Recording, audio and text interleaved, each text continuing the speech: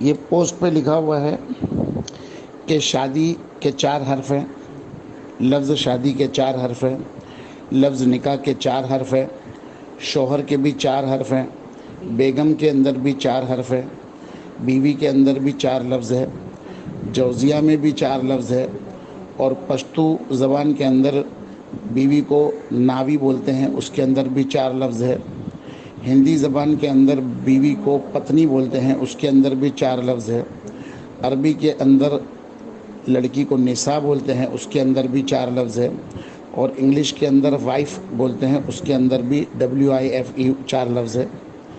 حتیٰ کہ ان سب ناموں سے بننے والا لفظ جو دلہن ہے، دلہن کے بھی 4 لفظ ہے۔